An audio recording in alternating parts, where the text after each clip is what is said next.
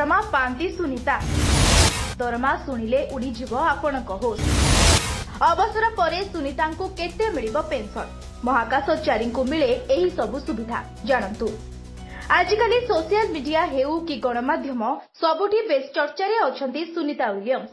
तेबे आसंतु जानिबा तांको संपर्क रे किछि जणा अजना कथा। कोन आपण जानंती कि केते दरमा पांती महाकाशचारी? दर्शक बंधु, आमे आज से संपर्क रे आपणको कहिबु। गत वर्ष जून मासरे नासा सुनीता विलियम्स एवं बुज विलियमन को 8 दिनिया मिशन रे महाकाश स्टेशन आईएसएस को पठाइथिला। दुहे बोइंग स्टारलाइनर महाकाशयान माध्यम रे महाकाश को जाइथिले, किंतु यांत्रिक त्रुटि जोगु सेमानंकु 9 मास पई सेठरे रहिबाकु पड़िला।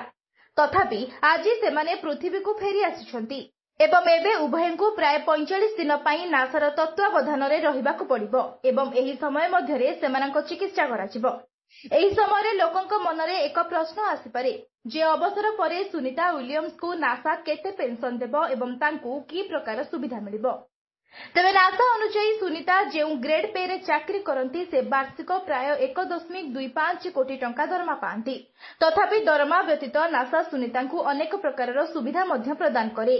नासा एहार अवसर प्राप्त कर्मचारी एक अवसर पेंशन योजना मध्य प्रदान करे। अन्य फेडराल बेसामरिक कर्मचारी परी आईएसएस कर्मचारी माने फेडराल कर्मचारी अवसर व्यवस्था द्वारा कवर प्राप्त होती, जहाँ पेंशन योजना सामाजिक सुरक्षा एवं थ्रिफ्ट संचय योजना प्रदान करे।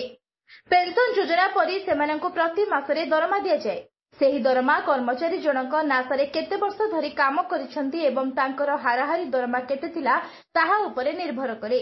सामाजिक सुरक्षा अधीन रे सुविधा मध्य जोगाई दिया जाए। एहा व्यतीत संचय योजना मध्य प्रदान करा जाए, जेउथिरे कर्मचारी माने चाहिले अवदान करि परिबे।